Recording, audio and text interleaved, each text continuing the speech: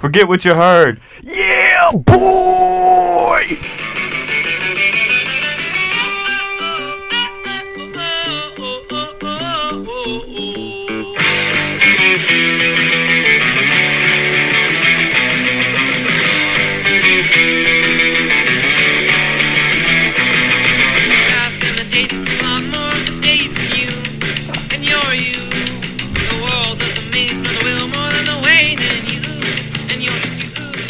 Hey everybody, welcome back to another episode of Forget What You Heard. Yo soy Aaron. And I'm Luke. Today we're gonna, have a little kickback. We're gonna shoot the breeze a little bit. We're just gonna have a nice discussion.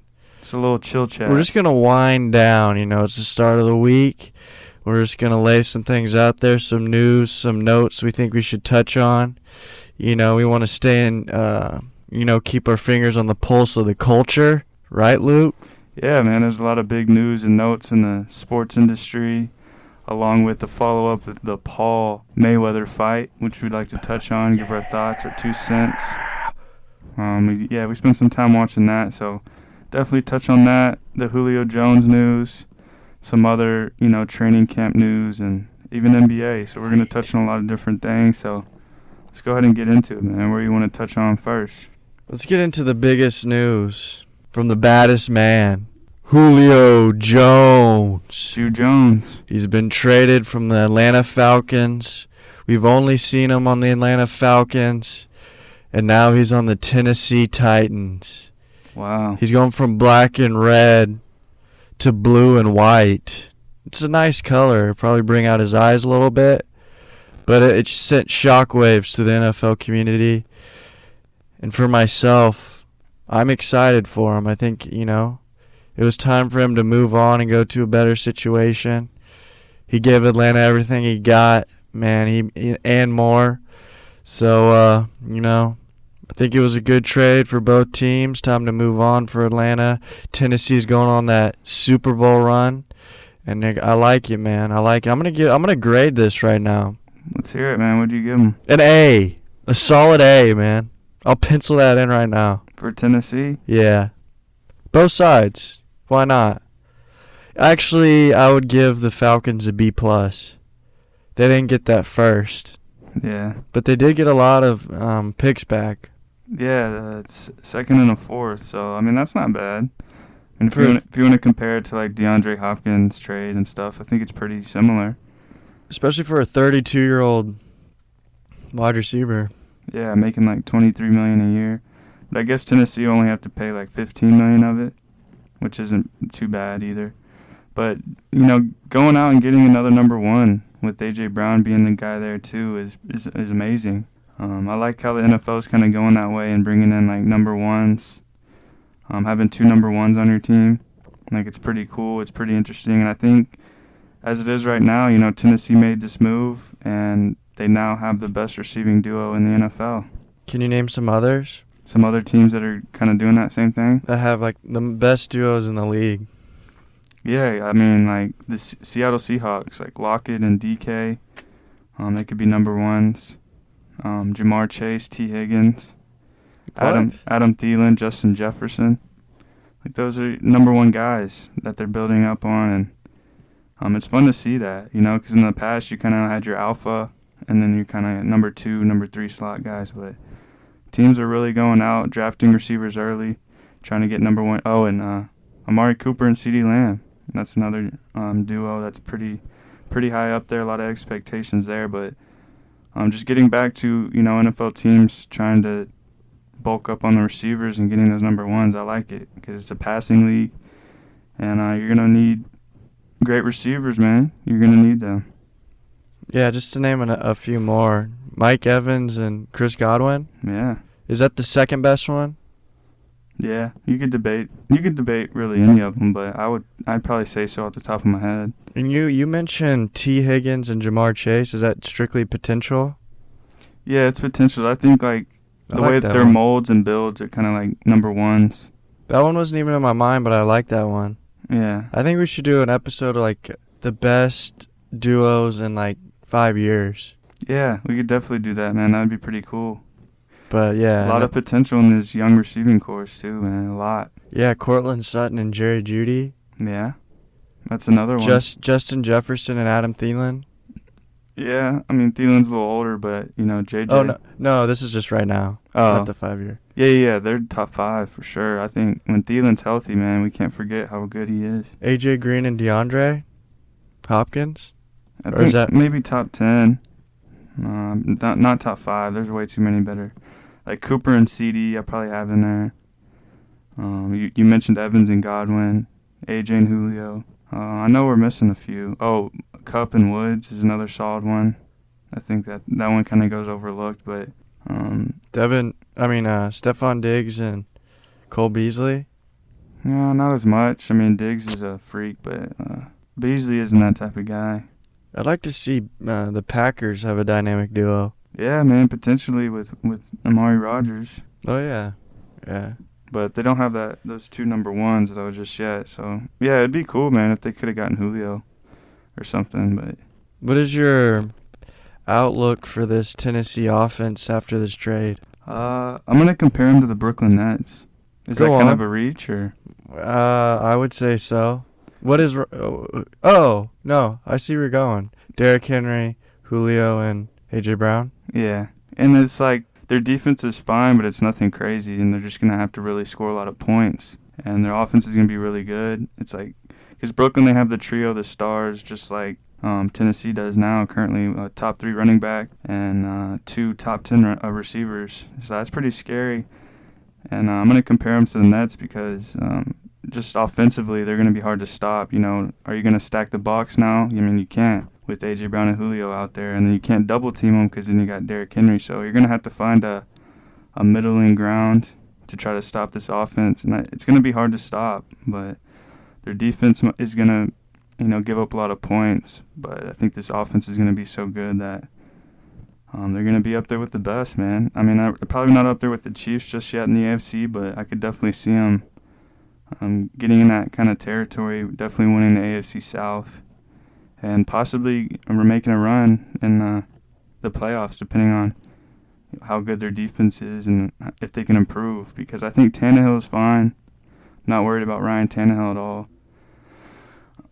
I know people are saying he's not very good. He's not, Julio asked to go to a big arm guy, but he went to Tannehill. But I disagree. I think Tannehill is fine. I think he's really good. And I think he's going to be able to handle both of these guys, give them a lot of work. Yeah, I think Tannehill. So who is Tannehill? Is he Joe Harris?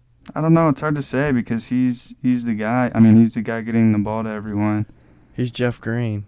My only. I wouldn't compare like the Tannehill situation to Brooklyn. I was just naming like the 3 stars on offense. Yeah, and I don't think it'll translate like they're gonna be unbeatable. I think they'll be good, but I don't think they're gonna be like it's football, man. Tannehill is the thing I think that holds him back a little bit. I think he's average, just a very average quarterback. Yeah, I mean, I don't think he's nothing special, but I think he's good enough to carry this offense because, I mean, we've seen in the past of like a Joe Flacco winning the Super Bowl. I know his defense is so good, but with Tannehill, like his statistics are very good. Like he finishes top 5 in a lot of like impressive statistics that you wouldn't really think about.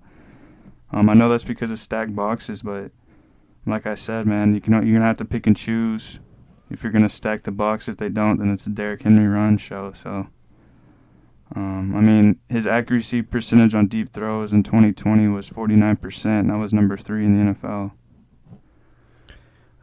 Yeah, I think Tannehill has the easiest job of any starting quarterback. Hand the ball to Derrick Henry. So I think we will see him throw more because he has Julio now. So I think a lot will be telling of that. But, everyone on social media and like all the platforms are really hyping up this Tennessee team, but I'm really not that hyped.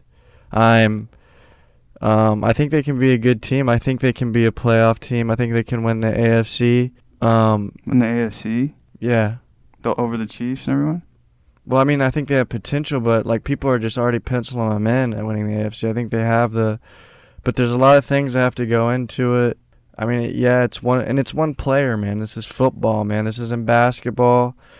I mean, he'll make a difference, but I don't know how big of a difference he'll make. Yeah, I mean, how if you're big gonna of an look impact. at Tennessee's offense before Julio Jones, though, like you would say their only weakness is a receiver next to AJ Brown.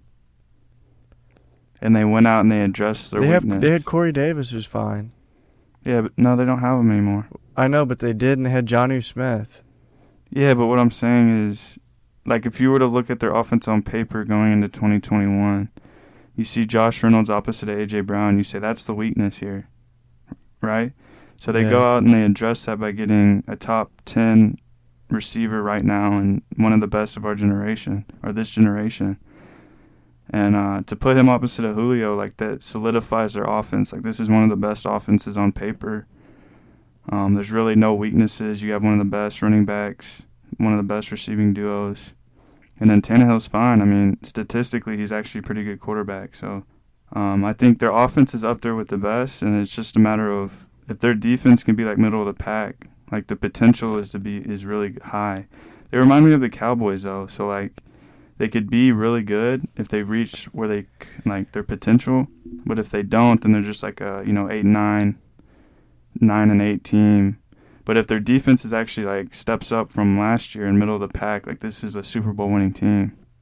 You think that they'll be 8 or 9 if they're with Julio if their defense isn't good? I feel like that's like in the range of outcomes. Yeah, I think if they're like a bottom 5 defense, yeah, like a 9-8 maybe. But yeah, I'd say 9-8 is probably their floor. Yeah, but if things click, man, it's a Super Bowl team. I think if like their defense like steps up, they have players back there. It's not like they can't. So, and then I mean Julio and AJ are bound for like 1,000 yards when they're healthy, and then Derrick Henry is a train like 1,600 to 2,000 yards rushing. So, I mean offensively that's pretty crazy. And I know people are worried about Tannehill, but I have some statistics to back up why I think Tannehill would be just fine. Since he joined the Tennessee Titans, he's led the NFL in passer rating, led the NFL in yards per pass attempt, led the NFL in fourth quarter comebacks, led the NFL in game-winning drives, top 3 in touchdown percentage per pass, top 3 in completion percentage, and he's been to the AFC Championship game. He's won the AFC South. So, I mean, they're just building up more for Tannehill. I mean, you could say it's because of stacked boxes, but if he was going to go get stacked boxes and now you bring in Julio Jones, I think it's only going to elevate the Titans' offense, man. Those were interesting stats because I was going to, the whole time you were doing it, I'm just waiting for after so I could say, yeah, you can thank Derrick Henry. But when you brought up the game-winning drives and stuff like that, I think a lot of it you can contribute to but you Derrick, can't fault Ryan Tannehill for having Derrick Henry. Like that's just no part one's of faulting him. I'm just saying we don't know if he's an average quarterback so far. I mean, 24 starts with the Titans, 114 QBR, 6,080 passing yards, 61 touchdowns, 10 interceptions. How many passing yards? 6,080. That's not a lot.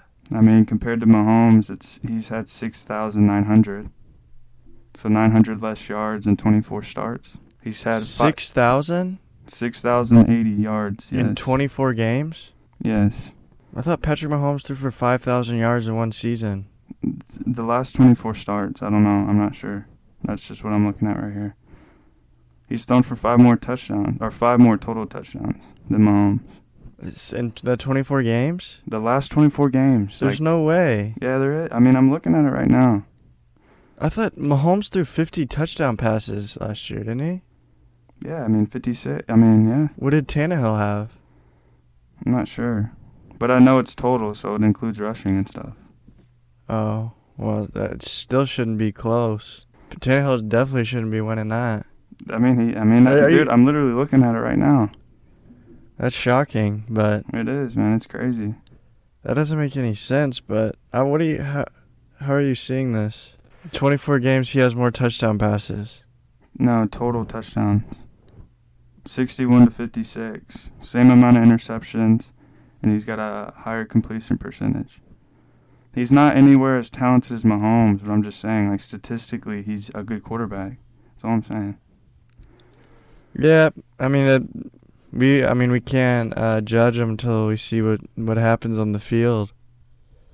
But like I've said it before, I always bet against the Titans, and they somehow prove me wrong. So I wouldn't be surprised.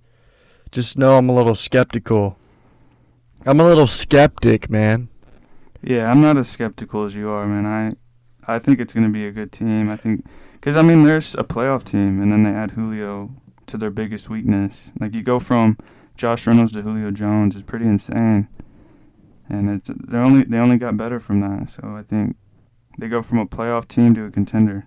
Does this affect A.J. Brown? No. His ceiling? I don't think so. Is he still, on the Tennessee Titans, he's still the number one guy? Yep. Oh, yeah. It's not going to be like A.J. Brown's the number one. It's going to be like 1A to 1B. Like the go-to guy? Because it was like, Joe Horn and Isaac Bruce. Like, it wasn't like this guy's number one. It was like 1A to 1B, Marvin Harrison to Reggie Wayne. It's going to be like that, I think, because they're both extremely talented. And they're both going to get a whole bunch of targets. Like, they're going to be the main focus out there. And, it's not going to be who's number one. It's going to be, like pretty even split. I think they both could get 1,000 yards, 8 or 9 touchdowns, something like that. Yeah, I mean, actually, I wanted to reminisce on Julio in Atlanta, so I put on his highlights. And you know what happened? You finished watching, 5 minutes later, you stood up, and something started running down your leg. And you felt it, and you looked at your hand, and it was brown, and it stunk. No, close. I had tears just streaming down my face, unstopped. I didn't even know I was crying. But the one that really got me emotional, they were getting blown out in New England. It was a foggy game, and they throw a fade to Julio, and he rips the ball out of the corner's hand with such malice and strength. I just started crying. I remember that.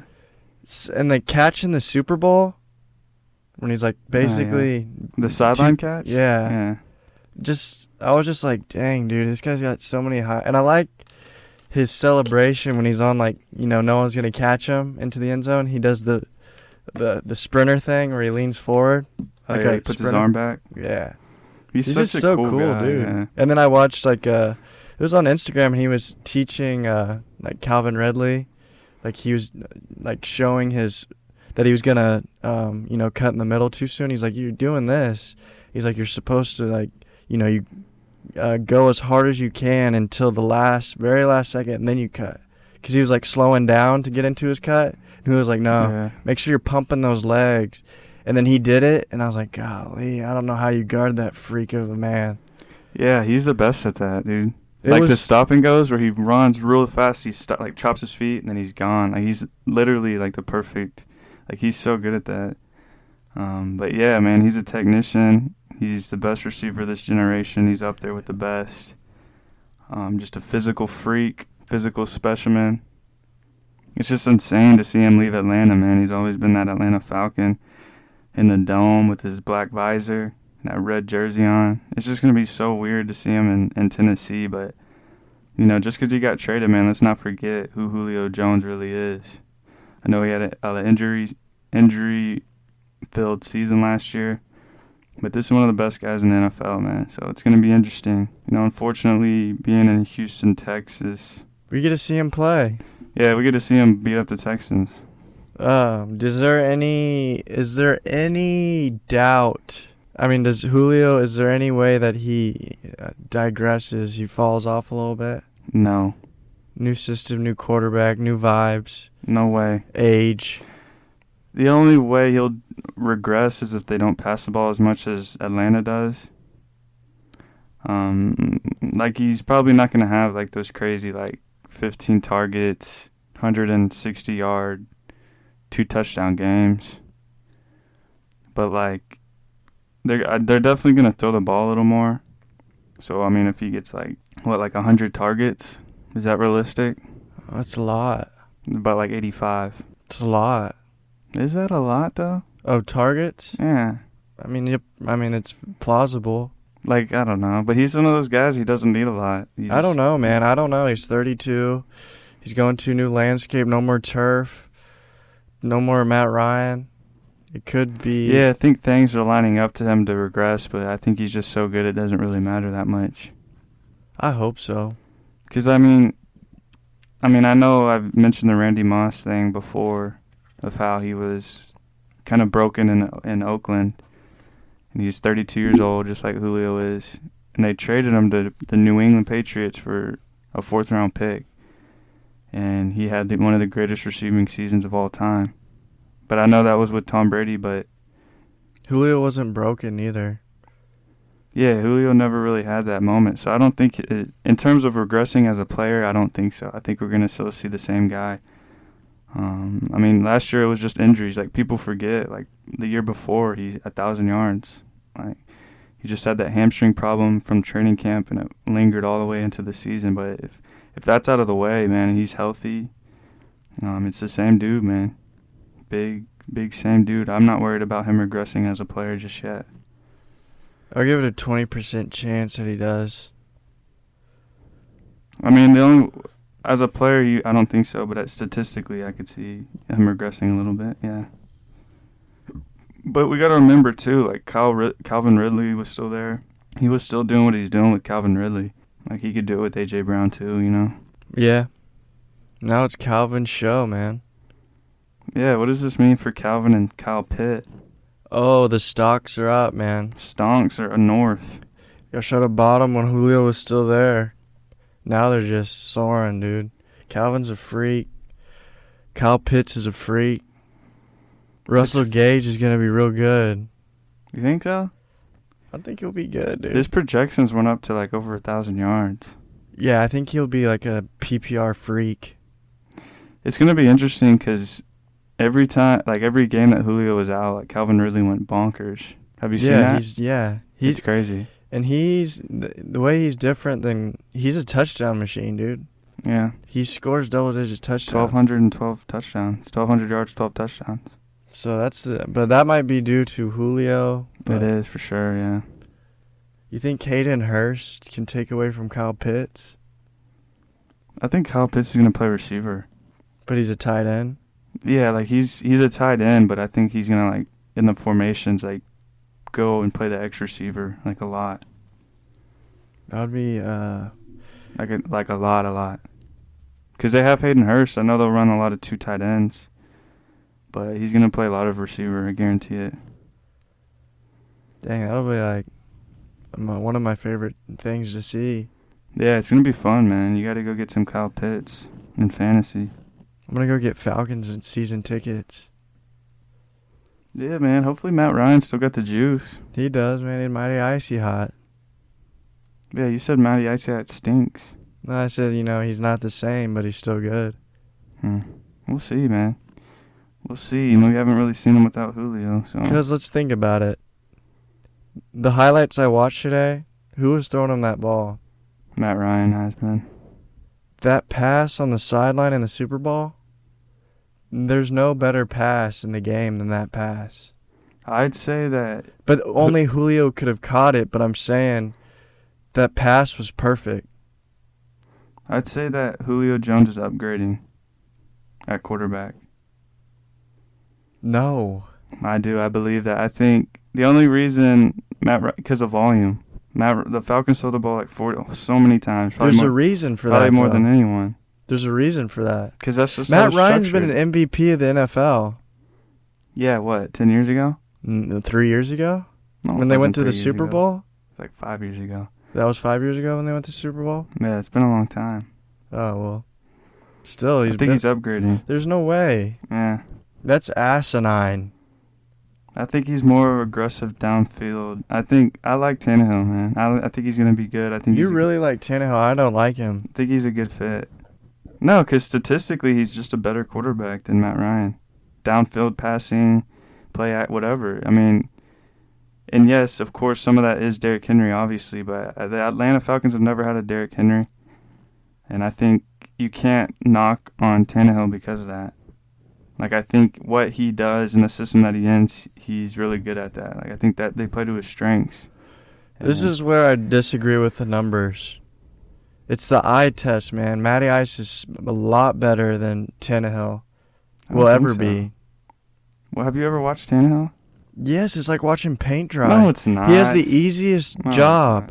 The reason the wide receivers are so wide open, his completion percentage is so high, is because they have to worry about the Yeah, but Derrick he's Henry accurate. play action, dude. But yeah, it doesn't, I could he's throw those accurate, balls. He makes accurate throws. He can make the deep ball with A.J. Brown. They're open, dude. Like Corey Davis had a great year. Jonu. Like, Everyone's they're getting not single good covered. because of them. They're good because Tannehill can get him the ball. And Was he's accurate. Tannehill good on the Dolphins? He's not on the Dolphins. Was he? Not anymore. Was he on the Dolphins? Yeah. Was he good? Not really. Was he a winning quarterback? No. No. Why? He's not on the Dolphins. He didn't have Derrick Henry. He's not on the Dolphins. That's what I'm saying. He didn't have. The reason his job's so easy is because Derrick Henry, man. Play action, stack boxes, single coverage. Right. But They you can't- can't knock him for that. they 'cause can't disguise That's anything. his strengths. They play to his strengths. Anyone, you could put Brock Osweiler as their starting No, quarterback. you He'd be can't. fine. No, you couldn't. You could put anyone on No. starting. Case Keenum would be fine. You think those guys would be top 5 in those statistics I named? Yeah, with No, they Derrick wouldn't. Henry. No, they wouldn't. A lot of people would be. No, they wouldn't. It's like a dream How job come for a whenever quarter- we saw, there's a lot of times where like backups go in and they stink, and it doesn't matter who's at running back, who's at receiver. You have to be good. You have to play to your strengths, and Tennessee does. Why did they give him a 4-year, $140 million contract if he wasn't? Because he's good at what he does. Exactly. Yeah. He's good at that. But he's not better than Matt Ryan. Yeah, he is. No, he's not. Statistically speaking, he What do you is. mean right now or in his whole career? He's not better than Matt Ryan right now. Yeah, he is. No. In my opinion, he's upgrading. That is wrong. That's fine, man. You can disagree. I think the only reason That's abysmal, Matt Ryan man. looks like he's better is because of his passing volume. Like he passes the ball way more than Tannehill, so it makes it seem like he's better, but it's not. There's a reason why they pass the ball more. Because Matt Ryan's good. because they have to. They've had Michael Turner. Yeah, they didn't throw as much as they do now. They still threw a lot more than Tannehill. No one wanted to watch. But it's like Baker does the same thing, but you don't say Baker's like a bad quarterback. Like that's his strength. That's what they play to his strengths, and he's good at. Like he I can be think good at it. Baker's better than Tannehill. Potentially, but statistically he's not. Yeah, but he's young.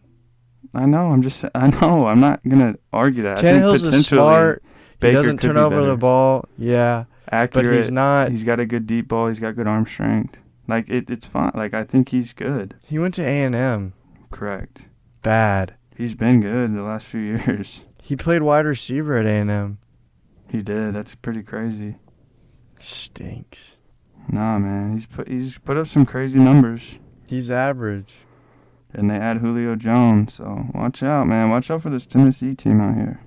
I think it's overhyped, man, but Julio, I'm glad you got new colors and you're looking good, man. Yeah, it's gonna be fun. You want to know about another free agent? This is a free agent signing. Okay. Bashaud Breeland to the Minnesota Vikings. Not much. It's a lot. I think Minnesota has good corners. Yeah, they have Patrick Peterson. Cam Dantzler, Jeff Gladney. Bashaud Breeland was one of the best cover corners last year. Yeah, he's solid. I think that's a big deal for the Vikings. Yeah, that's solid, man. They signed for like 1 year, $4 million. Yeah. That's not bad. I like it a lot. I think it strengthens their team. Yeah, I like Their Minnesota, secondary. man. Minnesota's gonna be good again. I liked it a lot. I thought I'd throw that out there. Yeah, man. For sure, man. I expect Minnesota to bounce back, and Breeland's definitely gonna help too.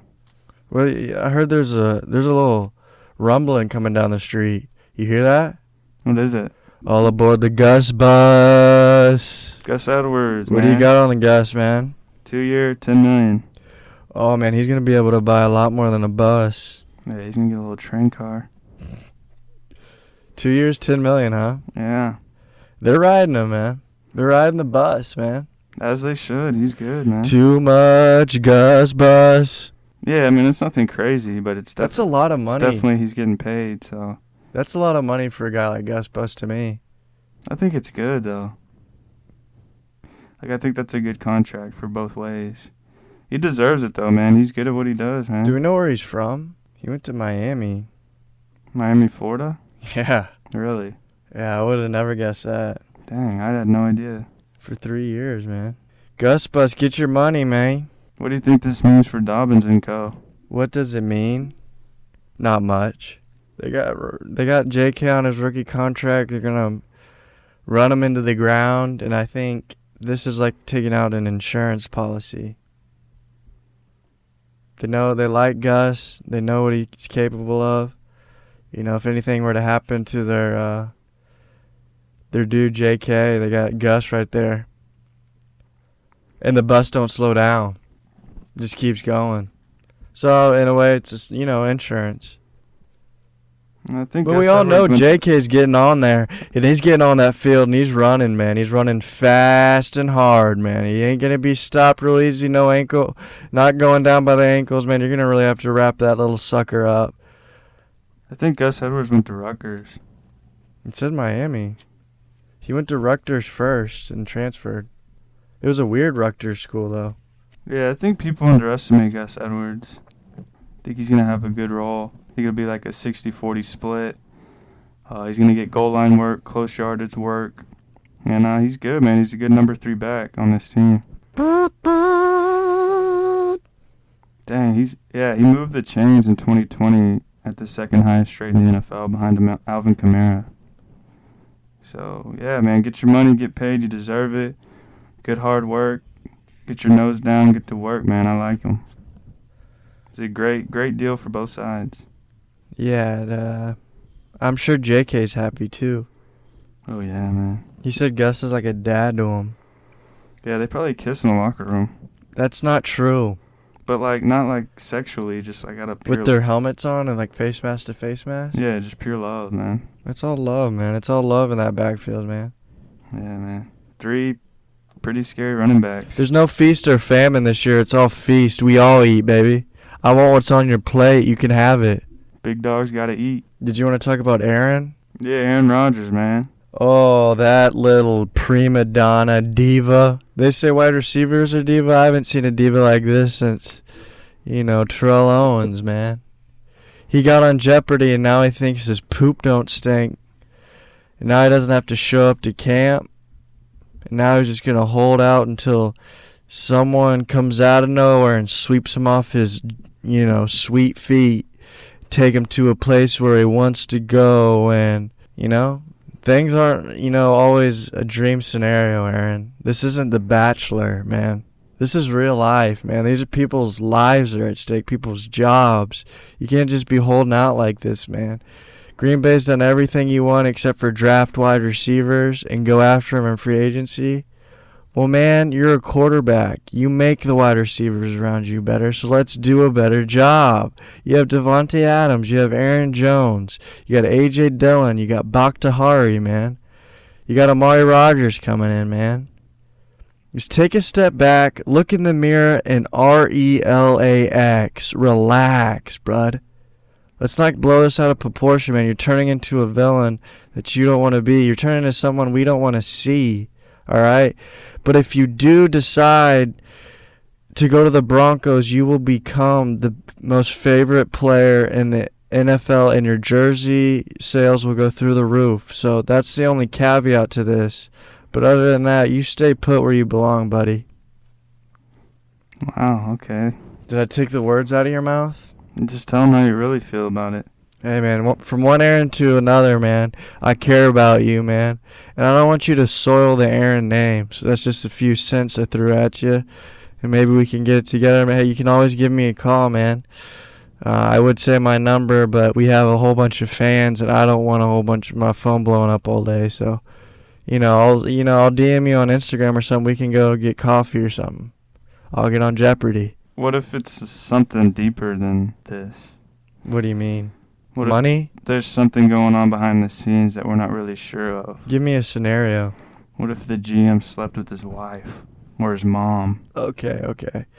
That crossed the line. So, Aaron, if that is the case, first come out and say it so we all know. And then go about your business. So then you don't look like a villain. Right now you look like, you're on your high horse, man, and you're just pouty. Because I read the comments about your articles, man, and everyone's just bashing you. They're dragging your name through the mud. What is the reason he's holding out? Because of his contract? He hates the GM, right? I'm not really sure what. He said he's not going to play for the Packers if that one dude's the GM. Why, though? Because he doesn't like how he runs the team. He doesn't like what he's done in free agency and drafting. Hmm. You know, he drafted Jordan Love. Right. Maybe he doesn't get Aaron's input on a lot of things. Like, you know, Tom Brady had that pool. Yeah. Peyton Manning. He wants that kind of treatment. He ain't getting it.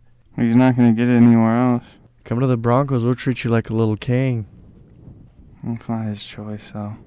I'm sure if it was his choice, he'd probably be up there on top of his list, man. Yeah, he'd probably be in the Mile High City.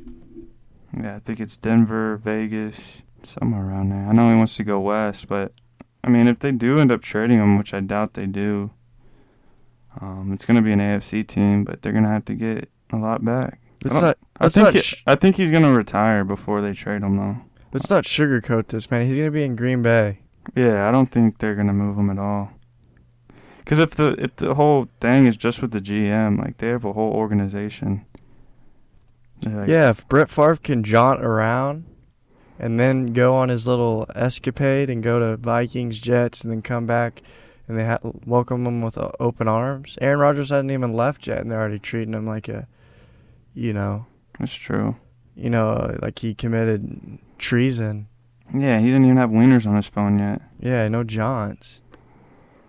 But, I mean, we'll see, man. He is digging himself in a hole, but, if I was the Packers organization, I would definitely look to find a solution. Get Matt LaFleur, fly him out there, and let him touch him around. Yeah. Who? Matt LaFleur. Touch who around? Rodgers. I don't think they really like each other. Maybe they do. Rodgers' best friend is Bakhtiari. Yeah, Miles sure. Teller. Protects him. Miles Teller? Wyatt Teller? No, Mike. Oh, that one guy? Is he an actor? Yeah, they went on vacation together. Yeah, his face looked familiar, but I don't know who that was. Yeah, Miles Teller. I think he got a black eye or something. Who, Aaron? No, Teller. From what? Probably Aaron. That's what everyone was goofing around because they were on that vacation, and I guess like when he got back from vacation, he had a black eye, and everyone was like, "What happened? What's going on?" He probably said something about Aaron's situation. Oh, you want to do Jeopardy instead of being a quarterback now? They had too much wine. He's like slapped him. Yeah, and Aaron slapped him. Slapped him, man. I mean, Aaron Rodgers doesn't have the nicest looking. He doesn't look like the nicest guy, man. He looks like he's a little rough around the edges. He looks very unathletic and kind of chubby. But he has the QB body, man. It's very, you just would never guess that he's like such an elite quarterback. Like, I don't know. Wouldn't you say the same thing about Tom Brady? And Mac Jones. Drew Brees? Yeah, I guess you would, huh? They just look like dads. Peyton Manning? Yeah, they look like dads. Yeah, pretty much. Maybe that's the physique you need to be a quarterback is dad. Yeah, I guess so. Because I guess if they were bigger, they'd probably play a different position. Like Cam Newton looks like a Greek god, but he stinks at quarterback. Yeah. Patrick Mahomes looks like a normal baseball player. Yeah, it's interesting why none of them are like ripped.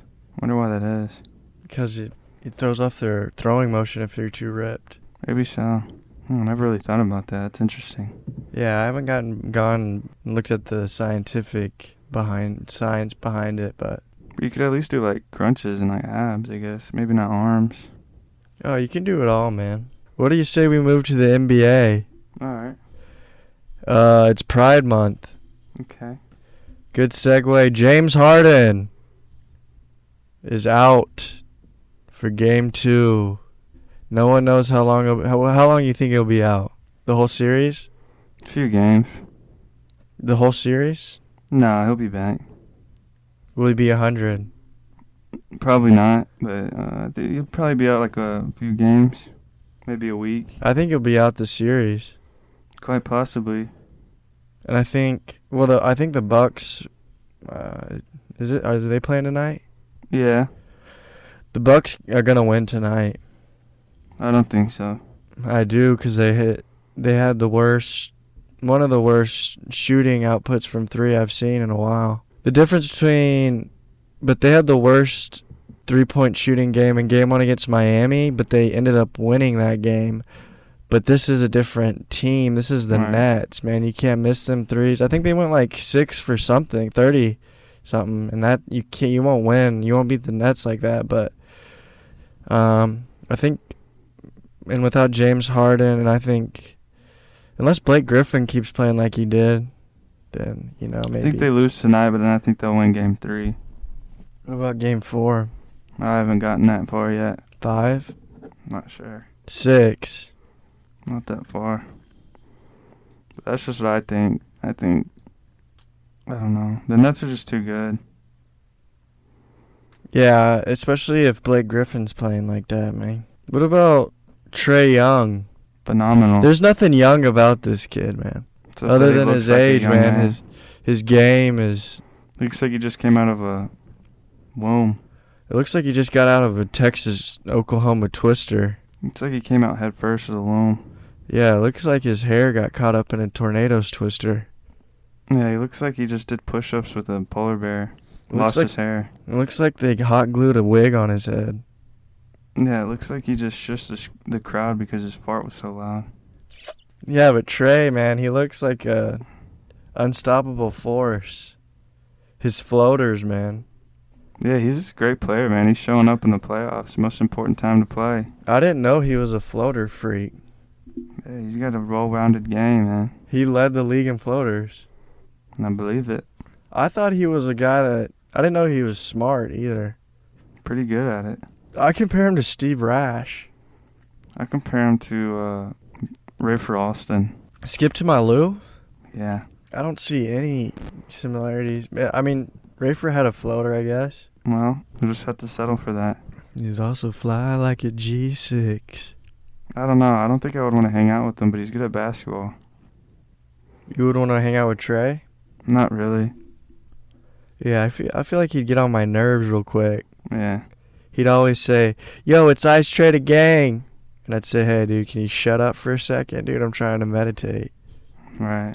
Yeah, definitely. I don't know. He just doesn't seem like my type of gal. Yeah, he just seems like annoying. But he handles the pressure really well and the fans really well. Maybe he's really mature and we just see him as this young, Yeah, I mean, he's kind of bashful. He took the Knicks to the litter box. Yeah, he took the Knicks and put him in a headlock and gave him a noogie. Yeah, like it was nothing, and potentially could beat the 76ers if they're not careful, man. I heard he wore Spike Lee's sneakers in Game 6. I heard he was wearing Pampers in Game 6. Trae gang? Yeah. For what reason? He's got that old man disease. Benjamin Button?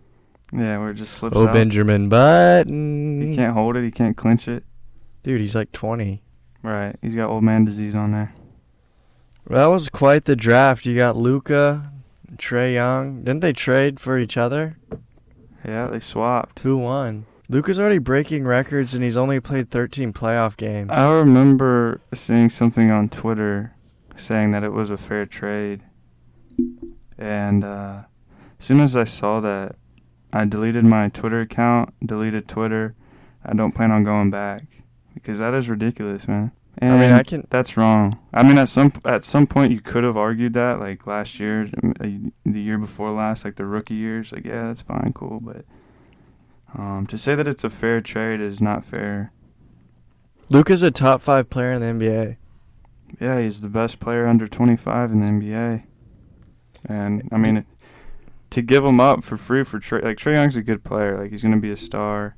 What he's doing right now in Atlanta is pretty crazy. But the fact that Luka took the Clippers with 2 stars to a Game 7 by himself at such a young age, and the numbers he puts up, and he's just so good. Like he's an MVP type of guy. I don't think Trae Young's that affects the game as much as Luka does. Like Luka's insane. Max Kellerman said something very interesting today. Okay. He said Luka is James Harden, but is good when it matters. I disagree with that again. I agree. I don't think so because James Harden, the only time he didn't perform was against the Golden State Warriors and the Lakers. He beat up all the Jazz. He was not as spectacular in the playoffs as he was in the postseason. However, Luka might be more spectacular in the playoffs than the regular season. But we've only seen him in 13 games. He's broken all these records. He's already in conversations with Kareem and Karl Malone, and No. It's too early. he has it's too more. small of a sample size. He has more 40-point games than like Hall of Famers. Karl Malone already in their whole career, they've played 50 playoff games. He's played 13. He already has more 40-point games of all these Hall of Famers. It's incredible. No, I mean, yeah, that is crazy, but it's 40 point. I mean, it's just like he's clutch, dude. He's got it. He does for sure. And he does everything well like James Harden. Yeah, I mean, the comparison's there and like their style of play, but I think it's unfair to say that he's like a better version of James Harden in the playoffs because, I mean, No, he James didn't. Harden's been to the Western Conference Finals like 2 times, and Luka has only played 13 games. I don't think it's fair to say that he's more clutch. You could say he's been, he is James Harden like he even shows up in the playoffs. Like I think that's fine, but I think it's a little too much. That's what It's a little bit too early to say. He never said that Luka was better than James Harden in the playoffs. He said he was more clutch or something. No, he said he's like James Harden, but he's really good in the playoffs and when it matters. So he's taking shots at James Harden for that. Well, we've seen. So I don't like that, which isn't fair. That's not fair. We've seen a big sample size of James Harden, and he has fallen short. Yeah, the teams he's fallen short to were the Warriors and the Lakers. Lucas played the Clippers and I think the Jazz. Yeah. Yeah, I'm gonna sweep that under the rug and act like. I mean, I see his point. Like, I see what he's trying to say. It's just, it's too early. Like, Luka's been phenomenal. He's been crazy. He had an absolutely amazing series. He's going to be a great player. But we just have to see more of it. We got to see more. Hopefully they can build up a good team around him, too, like they did with Dirk. He's probably going to have to do something with KP, Kristaps. But, I do like some of the players they have right now. Like, Finney Smith showed up big. And Tim Hardaway isn't bad either, so...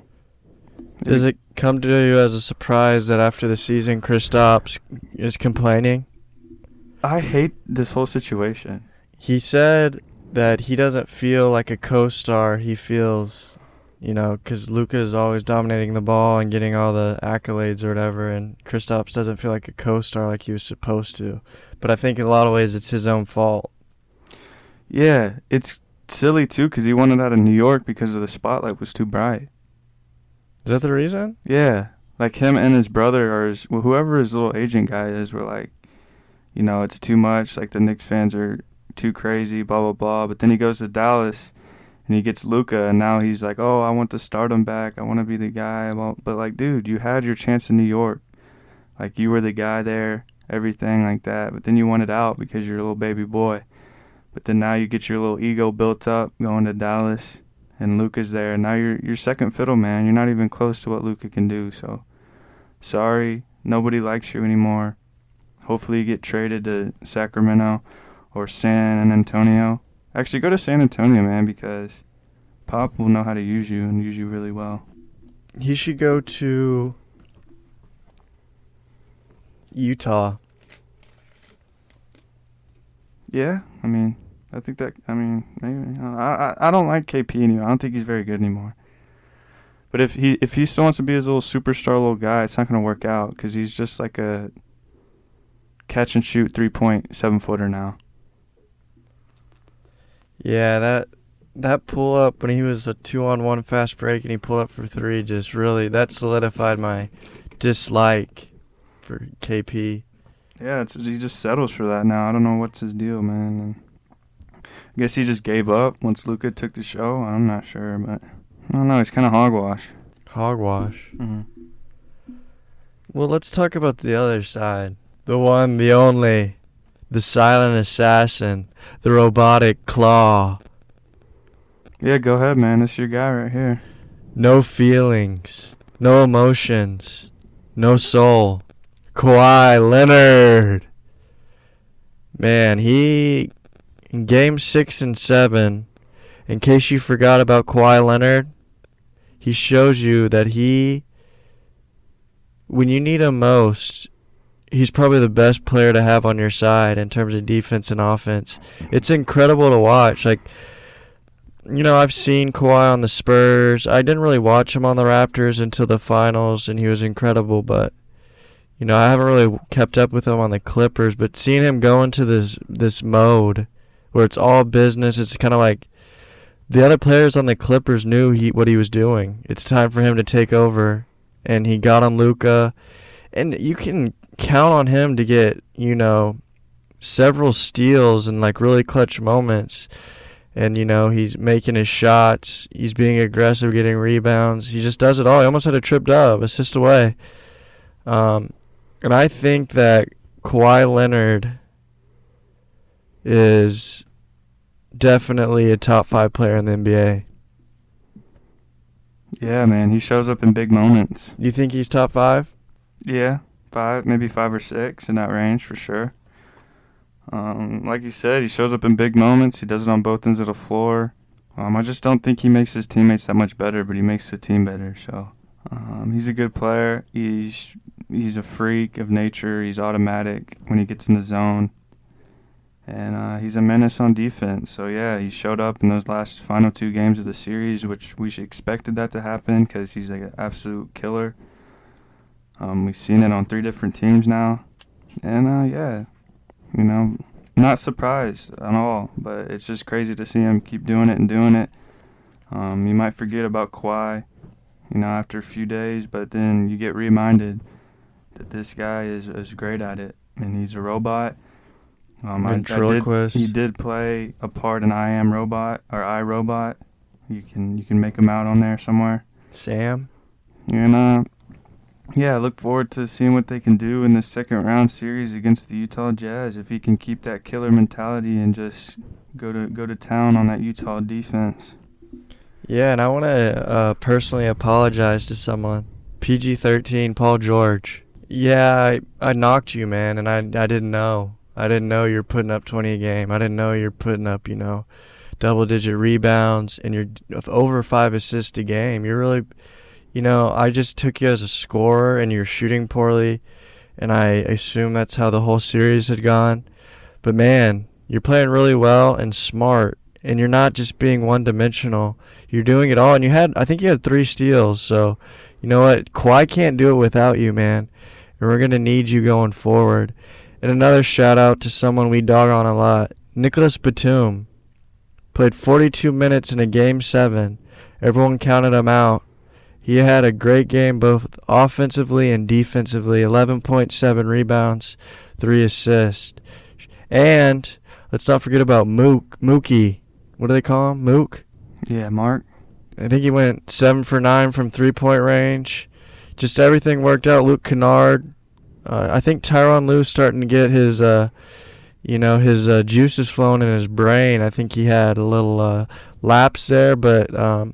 And I'll apologize to Tyronn Lue. He's not a mouth breather. He's not an idiot. He's a fascinating coach. And he had to play chess and see what was going to work. And I think the Clippers, they're hitting their stride. So shout out you guys. Sorry for dogging on you. You didn't deserve it. Yeah, Ty Lue stinks. But getting back to Paul George, he did have a great Game 7. He wasn't as aggressive scoring the ball, but he had like 9 or 10 assists. You mentioned 3 steals, and he's been their leading rebounder that whole series. So he's been doing what he needs to do for that team. And it's weird how he's kind of fallen back offensively, like trying to score. Like Marcus Morris seemed like he was more of the scorer. Like he just seems like he's trying to falling back and kind of being that passive player that the Clippers need. I think he's just sacrificing a lot for that team, and it's appreciated. What about this team's no longer in the playoffs, but they have an interesting situation on their hands. The Portland Trailblazers parted ways with Terry Stout. They have I don't know if you'd say he's disgruntled or fed up with the situation, and he's coming up on, when is he a free agent? In 2 years? But they could trade him? Not sure. But I think Dame's going to stay. Mm-hmm. He's gonna get the coach he wants. I heard he wants Jason Kidd, but Jason Kidd don't want him. So they'll work with that, and they got to get rid of CJ. CJ's got to go, man. That brown noser's got to go. He says all the right things. He don't play well in the playoffs. He's no Robin to Damian's Batman. Mm-hmm. We got to reset. We got to relocate some people. We got to get some things going around Dame. Yeah. Let's make him happy, man. He's going to have a lot to say in what's going to happen moving forward for sure. They're going to start fresh again. Terry Stotts wasn't the guy. I think they're going to bring in Chauncey Billups. I think that's what I've been hearing. A lot of rumors around that, though. And they're definitely going to be moving some pieces. So stay tuned for that. You know, Dame's looking to win. I don't think he wants to leave Portland. I just think he wants to bring his guys, the guys that he wants, to Portland rather than leaving. So, yeah, I think he's there for the long term. They just got to, bring in the pieces for him, man. Can you think of any trades on the top of your head for C.J. McCollum? Yeah. Who? You think they could get Bradley Beal? No. I'm thinking more of like a Buddy Hield / Harrison Barnes. Both of them? Yeah. I don't know if they can make the contracts work, but that would be a good one, actually. I have to look at the contracts. But I think, because McCollum's just like an offensive threat. Like, you need like a Harrison Barnes, a guy who can play both ways and is not a liability on both sides. And then like a scorer with Buddy Hield as well. I think would help them a lot. I don't know if it would make them that much better, but it moves on from CJ. And on the top of my head, I'm not really sure. I know, you're going to have to go to a team that's selling, like the Kings. I like that, though. I think Harrison Barnes is underrated. Yeah, he's much improved. And Buddy's just like Norman Powell. Yeah, he is. Just if he can come off the bench and do something like that. But I think, the foundation, kind of looking like the Atlanta Hawks. Like, Trey's a really good point guard. Yeah. And they just got a whole bunch of offense around them. You think that's what they need to do? Yeah. I don't know as much. I mean, I think, the idea is good, but, I think guys like Rocco and Norman Powell, they're good two-way players. Rocco can go. Harrison Barnes, too. I think you got to have, a great offensive team, but you got to be able to do a little bit on defense. Or at least get, a good defensive center. I would trade Rocco for a roll of Rolos. Nah. Rocco, he's a good player. He's overrated. No, I don't think people care about him. I care because of the trade we made for him. The Rockets. Yeah, that trade stinks. But looking back, we didn't win squash. No, we didn't. I'd much rather have Clint Capella. But, I mean, that's kudos to Atlanta for doing that. But well, I also wanted to shout out some of the Rocket stuff today. Okay. Kevin Porter tweeted, he loves it here. Houston, I love you. If it's my choice, I'm going to be here for life. And you know who commented on it? Christian. No. Don't tell me. Young boy. He's young, not NBA. Oh. It's not Jay Sean. Is he promising? Very. Kevin Porter? Oh, Kenyon. Yeah, Kenyon was like, I feel that or something. And I was like, man, if they want to be here, man, I'm so happy. And I DM'd him. What'd you say? I said, take a hike, little guy. Oh, gosh. We got Christian Wood and Kelly Olynyk. Who'd you DM that to? Kevin. Why? What? Why? He's our future. I said, no, and then I sent another one. I said, just kidding. I love you. Yeah, he definitely doesn't like you. He blocked me on everything. Definitely. He blocked me on Instagram, Twitter. Yeah, I don't blame him at all. So then I DM'd. Scooter? And then He's not playing. I DM'd Kenyon Martin Jr. I said, you'll never be as good as your dad. Yeah. So why don't you go back to your home in Florida with your dad and work on your game a little? Why are you just praise him and now you're beating him? But then I say, haha, just kidding. You're already better than your dad. Yeah, maybe we should go hang out at the club or something. Yeah, I hope they block you so you can never message him ever again. Yeah, he blocked me too. Good, thank you. Next up, Christian Wood. I'm coming for you, boy. That's bad. I'm going to have to take your phone. Yeah. Good luck, man, because I got Kelly Olynyk to go have coffee with me. You probably got him on speed dial. Yeah, I got him to have coffee with me. Yeah, you like the way he looks, too. Yeah, you ever seen a Neanderthal with a Sasquatch face? Yeah, he's probably... Is he going to come back or not? No. He earned himself some money here, man. He only has love for Houston because of that.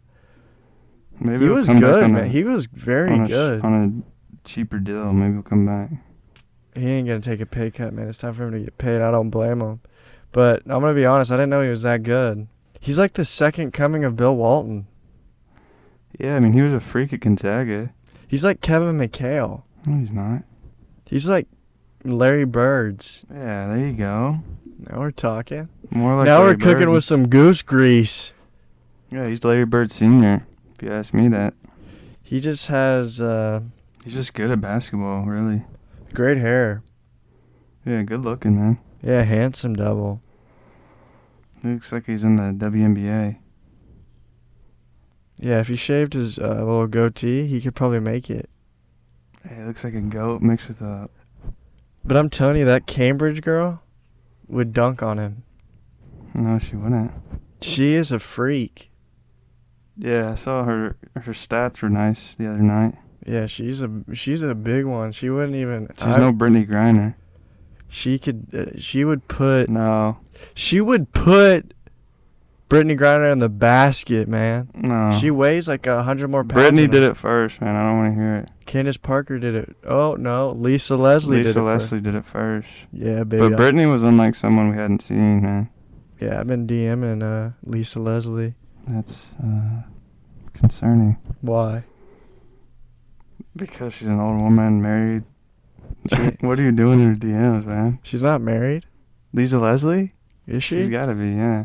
Alright, I'll stop. I'll go back to Tamika Catchings. Diana Taurasi. Sue Bird. Sue Bird's taken by Megan Rapinoe. Oh, that's right, yeah. I'm surprised Sue Bird's still playing, man. She's so... I thought she retired. No, I saw her. Her numbers are on there. Maybe she is retired. Someone Bird's on the Seattle team. It's Sue Bird, then. Yeah, she had like 23 points last night. Did you know... She's like 40. Did you know Sue Bird and Larry Bird are related? No, they're not. No, they're not. Bird gang. Maybe related in the Bird gang, but not That's what I'm saying. in their bloodline. Oh, they are. What about Maya Moore? Why isn't she around anymore? I think she quit. She's a lawyer now, getting people out of jail Oh, for gosh. murder. Respect. Adios, mio. No, that's good. We need No, more we get people like lawyers, Maya man. Moore in there. We got lawyers going to law school for that, man. She's WNBA. Is he going to WNBA law school? Yeah, it's not a bad idea. I think Brittany would be good at it. I've been DMing Ella Elena Deladon. Deladon. That's who I've been DMing. Yeah, okay, that's fine with me. I don't think she's into boys and girls, but She's actually dating Jeff Green. she's definitely She's dating Cliff Kingsbury. she's really good at basketball. She could beat me. She could beat you. She can beat That any of ain't the saying listeners. much. She can beat any of the listeners. It is what it is. She's in talks with Cliff Kingsbury. Oh. I thought it's gonna be she's in talks with NBA No. players. No, with Cliff. Cliff Robinson? No, Cliff Kingsbury. He seems to be in everyone's DMs. Yeah, he is. Maybe man. he should spend more time on his playbook and less time on Instagram. Yeah, he better. John Gruden's gonna find him in the street. That goes for a lot of people, man. We gotta get off our phones and start playing. You know what I mean? I have some more I want to talk about. All right, let's go. Let's talk about Lonzo. What's his future looking like? It's a little murky. Yeah, it's looking like he's gonna be in Stan Van Gundy's basement. That's not a good place to be, man. Stan Van Bundy, watch out. Stan Van Bundy. I see what you did there. Yeah. Lonzo's gotta watch out. He's gotta get. Is he gonna make $20 million a year? Yeah. I think he's next, man. He's gonna be an all-star next year. What? He's gonna be an all-star next year. I think he's gonna be first team All NBA. No, he's not. But it'll be like a first-time all-star next year. You think he's gonna be on the Pelicans? Yeah. Sure do, man. I believe that. I think he's going to the Chicago Bulls. I think Eric Bledsoe's out before him. They can't pay all of them, dude. They Yeah. can't pay Bledsoe's Ingram. making $16 million a year. Bledsoe's going with them. Ingram's already getting paid 20-something. Zion, they got to pay Zion. Not they yet. have Steven Adams. Not yet.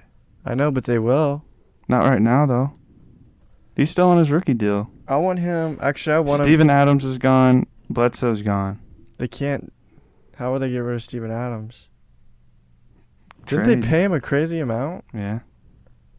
I like Steven Adams. Like, get your money, but You should have said. So you're saying because they have such big contracts, they're gonna have to move Lonzo? They don't have to, but I think that he wants out. Who? Lonzo. Why? I think he wants to play for the Knicks. Why? Why does he always? He wanted out of the Lakers. Now What do you mean they traded him? Yeah, but he wanted to leave. No, he didn't. Yeah, he did. No. Mm-hmm. He used to kiss on LeBron. Why does he want out of New Orleans? Because it's not the market he wants. So he wants big market again now. Yes. He didn't have a choice. He was traded. Yeah, but he wanted to go. Yeah, because his best friend is Brandon Ingram. No, his best friend's LeVar, and LeVar wants him to go to Charlotte. That I wouldn't mind if he went to like Chicago, New York, Charlotte, Rockets. Jerry Jeudy, Teddy Bridgewater have a strong connection at OTAs. Yeah, but if he came to the Rockets, I'd probably let him sleep in my room. I'd probably get a LeVar Ball jersey. Yeah, I'd probably get LeVar on the phone and tell him to brush his mouth because it's brown. I'd probably get Big Baller Brand tattooed on my neck. I have a scene on Jersey Shore. I guarantee you if we got Lonzo, LeVar being his agent, he would say the only way Lonzo signs here is if you also sign LiAngelo. And I'd be so for that. I'd be against it. Why? Because you stole cookies from a Chinese water moccasin? No, because we need Kevin Porter and Lonzo as our backcourt. LiAngelo's a small forward. I mean, if he's in the G League, I don't want him on the bench. I don't want to look at him just sit there and clap and jump up and down and then no one talk to him. I don't want to see that. I want to see him somewhere else. You don't know who LiAngelo is. He's not that kind of guy. He's the chillest ball brother. No, Lonzo's definitely the chillest. LiAngelo. No, Lonzo's cool. Lonzo's chill. He doesn't really care. LiAngelo's illiterate. Yeah, LiAngelo is my least favorite one.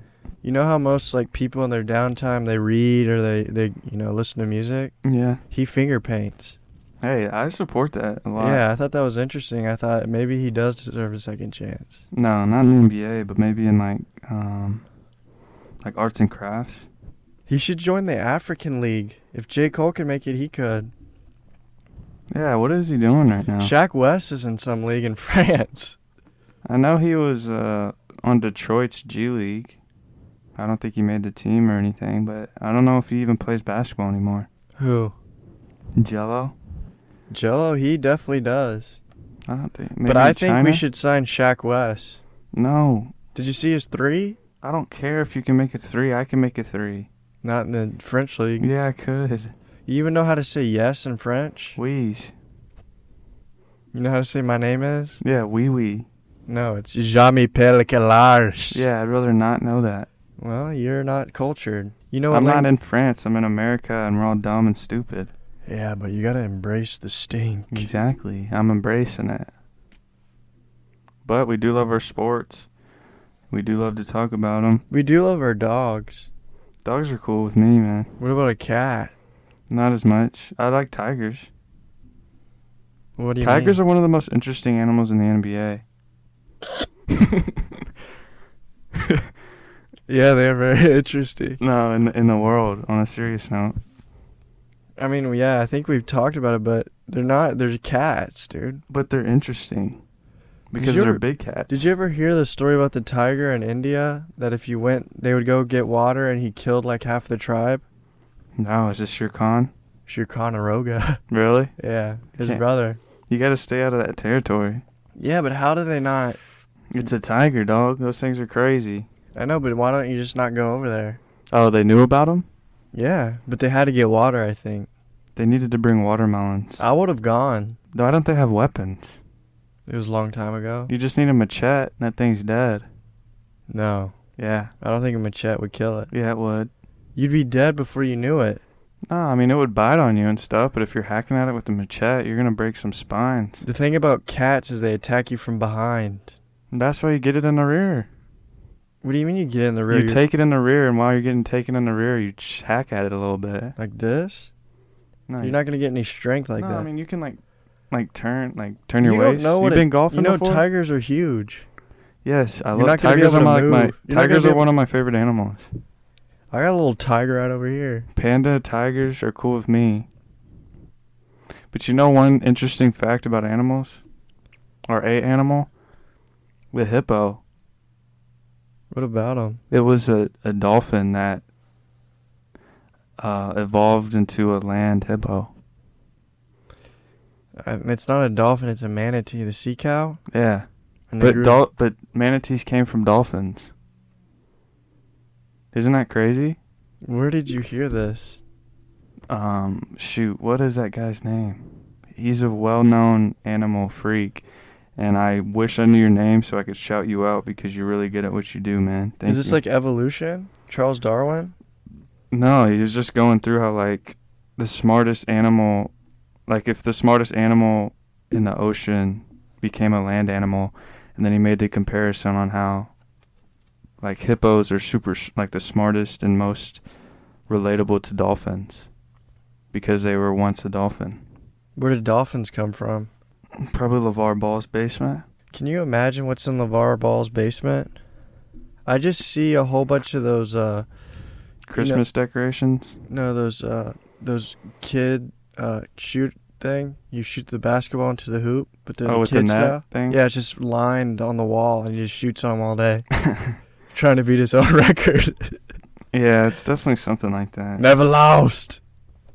Those things are cool, though. I've always liked those. Every time I see one, I gotta shoot on it. You know what I want to come back onto TV? Slam ball when they're Yeah. on the trampolines. Yeah. I think they're trying to bring it back, or they were. You should sign up. No, those guys are freaks. I know. You can I hate jumping on trampolines. Like but those bouncing. are nice ones. But like bouncing from one to the next, I'm not very good at it. Like I'd have to really practice. Those are more powerful, I think. They're tighter, so when you hit it, you get the launch. But you can't, like, my reaction to, like, basketball is running, so my instinct would be to run, and then I just have to adjust to jumping instead of, like, running. Because I would want to run on that thing. I have a technique I think would work. When What? the other team's driving, I would pop up on a trampoline, and I'd land over the rim, so they wouldn't be able to get the ball through it. So I'd be laying on the rim. Mm-mm. And I'd become the greatest defensive player. That's goaltend. I'd say I got stuck. Mm-mm. They would stop play and say, "Hey, are you good, dude?" And then That's they'd take you down, and then they'd score on your baskets. No, I don't think they'd call goaltend. What you should do, though, is when they're about to jump on the trampoline, you step down on it so that when they land on You it, double they jump double them? bounce. Yeah, the rocket. Yeah. Yeah, I'd just do that the whole game. That would be my technique. I like mine, dude. But you can, like, nail people in you midair. could kill. I'm surprised. That's probably why they don't bring it back, because it sounds like a lot of injuries. It's awesome. I would just spear everyone that tried to dunk it. It'd be sick. Because they would truck people, dude. It's crazy. Yeah, you have to wear pads and stuff.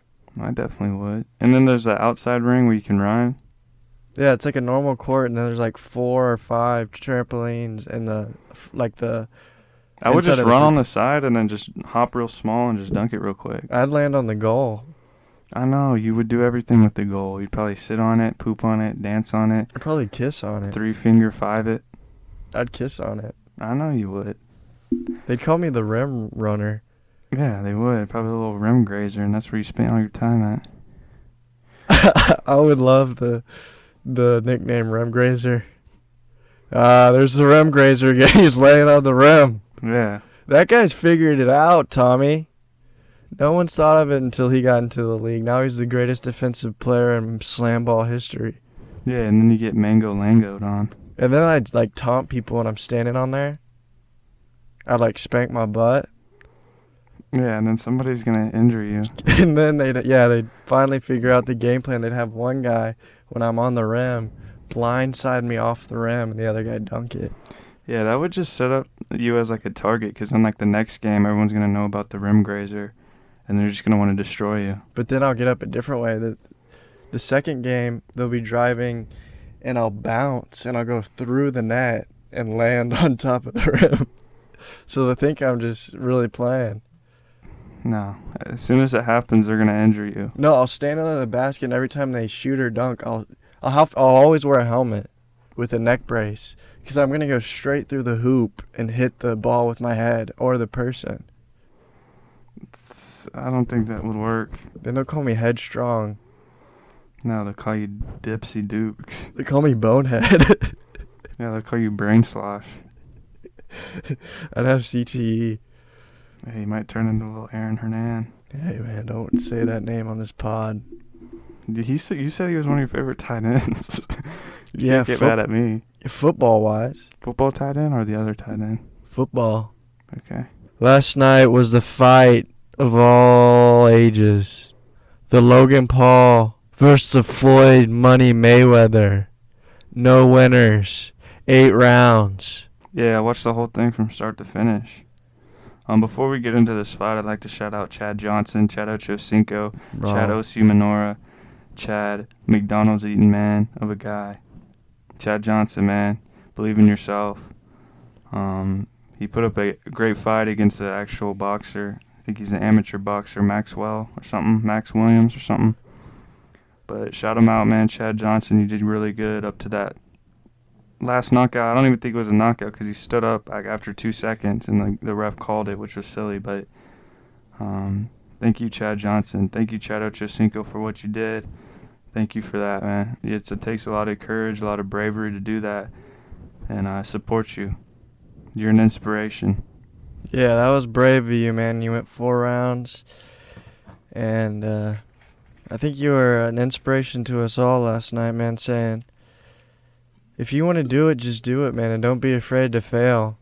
And I think that touched a lot of kids' hearts, touched mine, and now I know I want to be a dog. Yeah, even if I definitely fail. Inspired me to definitely want to go find the grasshoppers out there. Yeah, like, don't give up on your dreams. Never, man. Yeah, I'm going to try to be the best dog I can be, even if I fail, man. Even if I can't poop or lift my leg when I pee. Yeah, we got a little dog in the stewed. Yeah, he's going to say a few words. He's snoring like a grown man.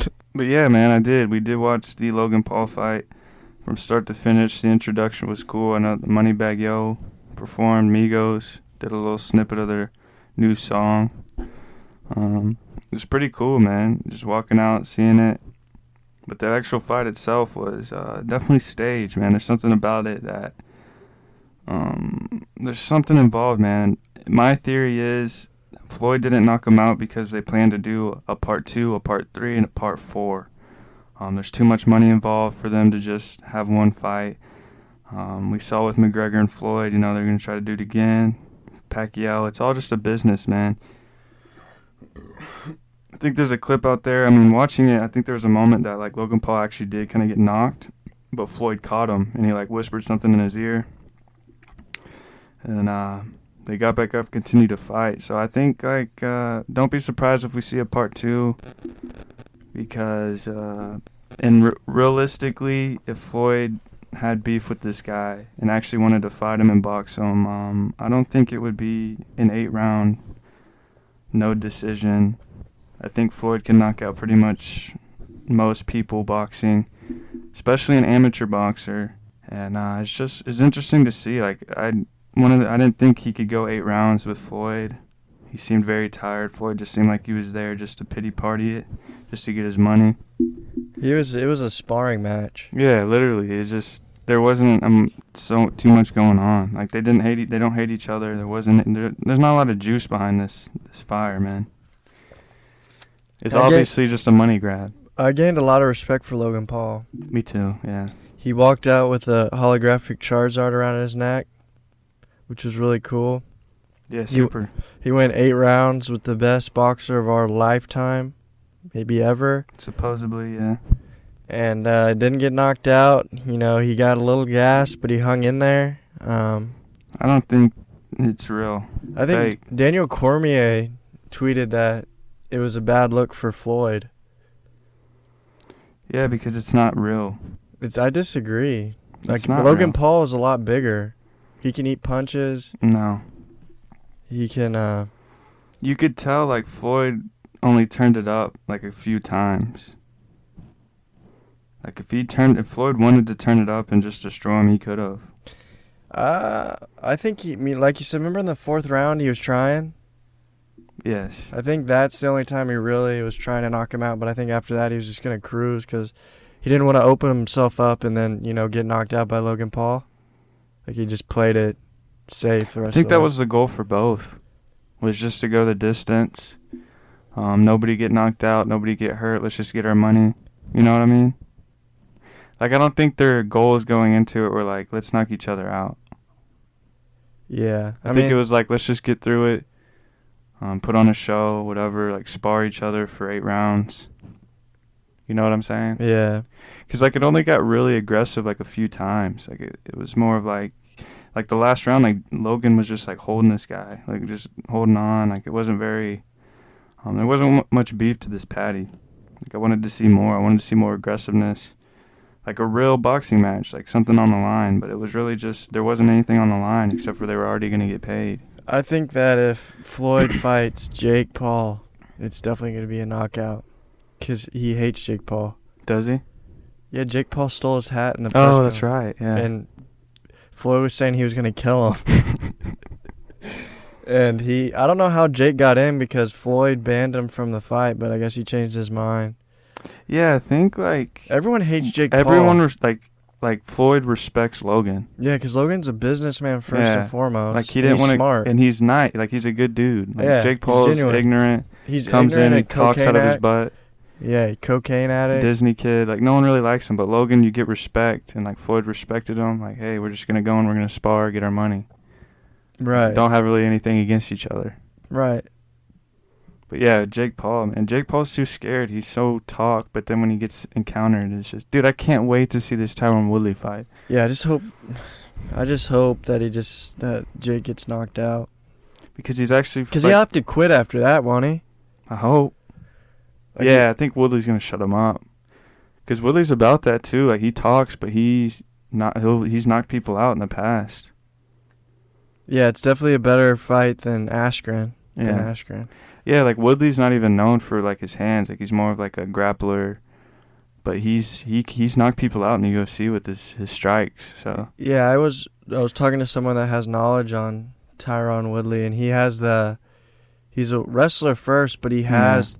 power, his striking ability, and he waits for that moment to get that.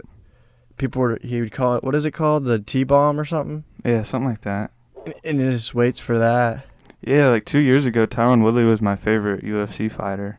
Like, I like Tyron Woodley, but not as much anymore. Is he from Houston? I don't think. I don't know. I think somewhere in Texas maybe, but it's gonna be fun to see because he's legit. Like, he's a real one. So I don't know. Do you know their size comparison? I don't know. I think Tyron's not very tall. But he's thick. And I think he's got long arms. And Jake Paul's tall and has long arms. But Jake Paul's I can't say it on here, but he's a clown. Let's look forward. This has a little more beef to it than the Floyd fight. So I'm definitely looking forward to that, and I definitely think the ending's going to be a lot different. I think they actually have remorse for each other, unlike this Floyd fight. So there's going to be a little more beef behind it. And it's going to be interesting. There's going to be some hatred. Do you want to talk about what Logan Paul said? Yeah. I think he mentioned something about aliens and how this was all a simulation. Yeah, their final face-off before the fight, the day before yesterday. They did their little face-off, and then they went up to Logan Paul, and they asked him, what is it like to look Floyd Mayweather in the eyes? And he said something else, but as a part of his response, he mentioned... he's like, this is a simulation. Like, the fact that I'm up here with Floyd Mayweather, one of the greatest boxers ever, proves that we're in a simulation. But I'm gonna break this simulation tomorrow when I knock him out. And then he said something about the aliens are coming in June. I don't know what the correlation is with any of this. I don't know why he brought it up. He knew people were gonna see it. He knew he's gonna. I was just trying to figure out why he said it, knowing that a lot of people are going to watch this, and just what does it mean? Why June? What does it mean that aliens are coming in June? Like, what is that even supposed to mean, and what's the correlation? Maybe he's saying this because he's laying it all on the line. He's about to move to Puerto Rico. His career's about to end. He's speaking it into existence. A big change. Like, so it wasn't like literal aliens. It was like a thing for him. Yeah, like he's going to put it all on the line because he's got, his whole life's going to be different after this. I don't know. Maybe he means it literally. I don't know. Yeah, I think he's a lot more spiritual than I thought. I didn't think he was that type of guy, just like a vlogger, big pop culture, very involved in that. But he's definitely opened my eyes for who he truly is. I think he's a much better guy than I thought he was.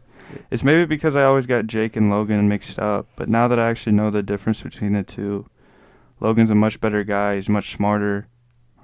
He just seems like a genuine dude, like a dude you could hang out with, like a bro. And yeah, just the fact that he said that was very interesting. Like, I think he's very spiritual. He knows something about something, obviously, but aliens in June, according to Logan Paul. In June. We're in June, so maybe a few weeks. What do I expect? I mean, they're already here. The Jerovian puff peppers? No, I think most of them look like us. But you could tell that they're aliens because they look a little different than us. I have felt weird lately. Yeah, there's a weird energy in the air. It's like everything's very, like the tension's high. Do you know what I mean? There's also a lag in the simulation. You think there's a rip in this, what's it called? The atmosphere? Rip in the dome? That they're seeping in through and they're changing some things out here? No, there's definitely a lag, though. Like when you see some things, how when things lag, you see like a trail. Do you see lights out of the corner of your eye and you look and they're not there? I haven't felt the same ever since I got back from the Wild West. I think you need to go back. I need to find out the source of my... Because I remember seeing a bright light, and after that, I was back. I felt like a piece of butter on a skillet. When I came back, I felt like I was right where I needed to be. But there's what do you notice about, like, now? Do you, like, serious... What? Is there anything different? Like... I see through my third eye more. What do you see? I don't look at people for face value. I look deeper into their soul. And you know where you can find that is the eyes. It's the window to the soul. And a lot of times I'm not seeing much around there. I think America's turning soulless. Really? Yeah. Do you think this is why things are going to happen? I think a lot of souls have been taken. I think they've been harvested. What do you think are reasons? Like, what are some things you think have happened to people to where they don't have a soul anymore? They became more earthly. They cared too much about what they had on earth, money, possessions, nice things. Do you see this in people that you know? Yes. Do you think it's more like they're not in their headspace? It's kind of like their third person? No, it's society. There's millions of people. Are they zombies? No, they're taken, because as humans we're supposed to just have enough to survive and get by. There's more to life than possessions. So nature, your mind, your body, your soul, animals, plants. You should be living off the land, man. Right. And then when people the society today has forgotten that. And someone's got to. We're gonna get a reality check real quick. 'Cause society's horrible, dude. Yeah, it is. It's probably all time. Well, I don't know, man. I wasn't around for a while, but it seems like a bad place, man. Yeah, I think we're in a spot where like things are being loved and people are being used, rather than people being loved and things being used. It's a lot of strange things, like the pandemic. A lot of strange thing behind that. That doesn't make no sense to me. It makes me feel very vulnerable. That people, they'll take advantage of millions, the whole world, for their gain, their benefit, and that's like, well, we're just like nothing. But we expect these people to take care of us. It's time for us to take the power back. Live off the land. Give away all your possessions. Sell your house. Sell your car. Get a cattle. Get a pair of overalls. Yeah, man. That's Start true. to forage for your food, man. Hunt. We need to get back we need to get our 6 cents back. We need to go find the squatches and live amongst them. We need to learn. We need to live again, man. It's coming. We can barely wipe our own butts now, man. We got bidets. Our phones are. I'm a victim to that, but I think everyone is. Money, cars, big houses, nice jewelry. But really, when you die, you can't take any of that with you. You need to, Shout out Bob Marley, man. Yeah, you need to work on yourself. You need to look within. Get all those beautiful things and put them within you, man. Because you ain't taking it when you go.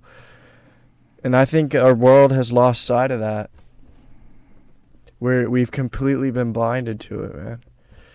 And a lot of that is the temptation, man, and what we regard as, being popular or cool or successful, Whatever's on the mainstream social media. I think the most successful person is a guy that lives in the middle of Hartford in the forest in Connecticut in a log cabin with a gun, his dog, and all the means he needs to live, and a book. Yeah, I'm with you there, man. That's people with morals, man. That's people with souls. I feel like most people feel that same way. Yeah, because we're tainted. We're tainted just by living in this society no matter what you try to do. Like me and you, we'll never get out of it unless we really get out of it. Yeah, and the sad thing about it is you need money to do things. You have to work to get money, you know what I mean? You work to live and live to work. Yeah. But it's not going to be that way for long. Yeah, like history repeats itself, especially the way America's going right now. It's going to crash, it's going to burn, it's going to start over, it's going to reset. And it's going to happen sooner rather than later. It's not anything to be worried about or scared of.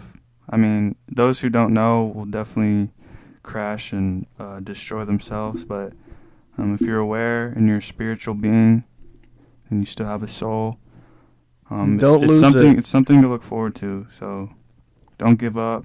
Keep breathing. Be happy. Smile. Treat people happily no matter what. They got a soul or not. We're all here. We're all human. Let's love each other. We're going through rough times right now, but brighter days are ahead, man. There's light at the end of the tunnel, I promise. And, don't give up, man. We're in a fight right now. We're in a dog fight. So just try to unlock yourself, man. Get to your best potentials. Eat healthy. Work out. Take care of your mentality. Maybe read some books if you need to, but just take care of yourself, man. Brighter days are coming. It's going to be great. Yeah. Work on yourself. Don't give too much into the society, what they saying, what they be doing. It's all a front. It's all fraudulent. They don't care about you.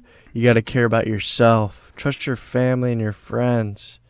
Yeah, I mean, we're all guilty of it. I mean, the fact that I sat down and watched a Logan Paul fight Floyd Mayweather last night shows that I'm also involved with that. I still have a lot of work to do myself.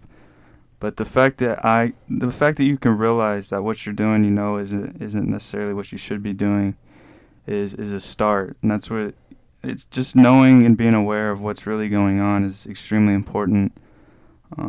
I mean, you could say we're crazy, you could say we're conspiracy theorists, but at the end of the day, and it's just the truth, at the end of the day, man, these people say they're out here taking care of us, but in reality, I think there's something much bigger going on behind scenes. You can tell, look at the way Joe Biden speaks. This man is not capable of doing much. Yeah, look at the technology boost in the last 100 years, man. Dude, Donald Trump was a president. Who would have ever thought that 20 years ago? Like, the fact that these things are happening show, like, none of this stuff is important. Freezes in Texas. Hurricanes that are just ripping apart the coast. Exactly. The most soulless people in the world live in L.A. Right. A lot of people in California are moving to Texas. True. It's becoming disturbing. Yeah, volcanoes, earthquakes, going off crazy. Sasquatch appearances are getting more and more. Yeah. I think alien UFOs, government said it. Everything's unfolding. It's gonna be a doozy these last days we have. It's not the last days, it's a reset. I think when the alien comes, they're gonna take some people are gonna die. But once they go, it's a new place, man. It's not gonna be government running the world. It's not gonna be money running the world. It's gonna be us people. Yeah. We're taking it back. Thanks, and the aliens are helping us. Like the Bible times, man. No, I don't think that's gonna be it. I don't think we're gonna worry about the Bible. No, but I'm reading a book about a guy who he was real rich, real smart, and then one day he just was like, you know what? I don't need any of these things to be happy, and he literally gave all his stuff away. He only took one robe and gave the other one away, and he was so poor, and he was the happiest he's ever been. And his dad came and got him and was like, dude, you're an idiot. Go get your job back, dude. How are you going to live? And his dad put him in a dungeon and like kind of starved him or whatever, but he never gave up, and he never really had possessions after that. He just spread the word and was happy. Who is this? I think it's Saint Job. Job? No, Jacob or something. Starts with a J. That's a crazy story, man. That's very inspirational. He gave everything away, and he was so happy. Yeah, that's Job, I think. No, it's and not. God, yeah, because God told him that he was gonna give him riches. It's that book I read about anxiety. He was gonna give him everything that he wanted if he got rid of everything. He even like killed his kids. Like he got rid of he didn't have anything, because God told him like you're gonna have what you have, but times like 100 if you do it to show your faith in me. And he did it, and then he went through everything, and he started losing faith in God, but then he stayed true, and then God gave him like everything times 100. It's Saint Joseph of Assisi. Yeah. And it's that anxiety book I read. Mm-hmm. And basically it's everything that I like to hear every day. It's like, you don't need all this earthly stuff, and you can be the happiest person ever with nothing. As long as you have, your a strong faith, and, you believe in yourself and stuff. Yeah, it's true. I mean, it's true, man. Yeah, I know. It's helped me a lot. You just gotta understand that and take it in and really soak it in and really believe it. Because it's true. I mean, no matter what you think, they make it seem like you have to have money, you have to have a job to win. But it's not true. You win by not having those things. But I will say, I think if you have a job that you love, it's different. Yeah, because you're doing it not because of the money. Right. Yeah. So I think if you can do that, you're doing really well. Yeah, I mean, we love doing the podcast, and like if we're able to make a living off of it, yeah, that's amazing. Like we love doing this, we love talking to you guys. But at the same time, if we don't make the money off of it, like it's fine with me. I still enjoy doing it. Like I'm not in it for money. I don't care that much about the money. I hope most of you guys don't either. I know it seems like a lot of times if you don't have a high-paying job, you're struggling to pay rent. But good things are going to come to good people no matter what. So whether you have money or not, karma works in a good way if you're a good person. Yeah, we kind of rambled on there for a minute, but it feels good to talk about those things, get them off your chest. I know Aaron kind of went off. I know he wanted to say something like that. So June, Alien Month. Alien Month, man. Go get your tinfoil caps on. Get ready to rumble, man, because it's going to be rock and roll central. Don't back down. Don't be scared, man. We're the people. We got souls. I got soul. Some of us. I got soul, but I'm not a soldier. Buffalo soldier. Dreadlock Rasta.